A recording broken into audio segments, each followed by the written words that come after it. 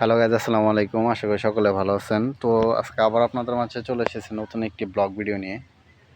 তো আজকের এই ব্লগ ভিডিওতে আমি আপনাদেরকে দেখানোর চেষ্টা করব এই যে গাছ দেখতে পাচ্ছেন। তো এটা কিন্তু তেঁতুল গাছের কিন্তু ছোট ছোট চারা এখানে কিন্তু রোপণ করা হয়েছে।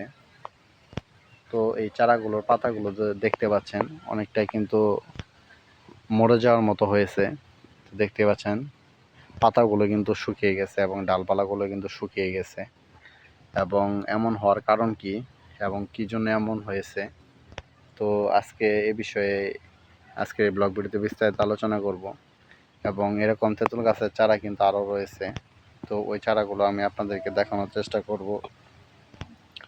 এবং এই তেঁতুল গাছের চারা যদি আপনারা ক্রয় করতে চান, কিভাবে ক্রয় করবেন এ সম্পর্কেও বিস্তারিত আলোচনা করা হবে আজকের এই ব্লগ ভিডিওতে। তো বন্ধুরা, ভিডিওটি স্কিপ না করে সম্পূর্ণ ব্লগ ভিডিওটি দেখার চেষ্টা করুন। তো সম্পূর্ণ ব্লগ ভিডিওটি দেখার মাধ্যমে আজকের এই তেঁতুল গাছটি সম্পর্কে আপনারা অনেক কিছু জানতে পারবেন এবং অনেক কিছু বুঝতে পারবেন।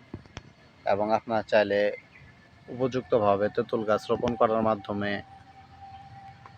আপনারা সুন্দরভাবে এই তেঁতুল গাছগুলো কিন্তু বাড়ির আশেপাশে কিন্তু রোপণ করে কিন্তু বড় করে তুলতে পারেন।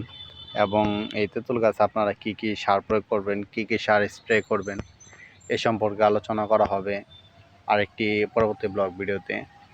তো এই যে আপনারা তেঁতুল গাছটি দেখতে পাচ্ছেন, এটি কিন্তু প্রচণ্ড রোদের কারণে, প্রখর রোদের কারণে কিন্তু এই চারাগুলোর যে পাতাগুলো রয়েছে, তো পাতাগুলো কিন্তু দেখতে পাচ্ছেন মরার মতো হয়ে গেছে।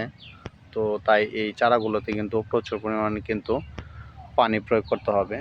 তো পানি প্রয়োগ করার মাধ্যমে কিন্তু এগুলো কিন্তু চারাগুলো আবার সতেজ হয়ে যাবে। এবং এগুলোতে কিন্তু প্রতি মাসে কিন্তু সার স্প্রে করতে হবে। তো যথাযথ সার স্প্রে করার মাধ্যমে কিন্তু এই চারাগুলো কিন্তু অল্প দিনের ভিতরে কিন্তু বেড়ে উঠবে এবং এগুলোতে কিন্তু তেঁতুল ধরবে। তো বন্ধুরা, যারা এই ব্লগ ভিডিওটি দেখছেন তাদেরকে অসংখ্য অসংখ্য ধন্যবাদ। আবার আপনাদের মাঝে দেখা হবে নতুন কোনো ব্লগে। তো সকলে ভালো থাকবেন। আসসালামু আলাইকুম।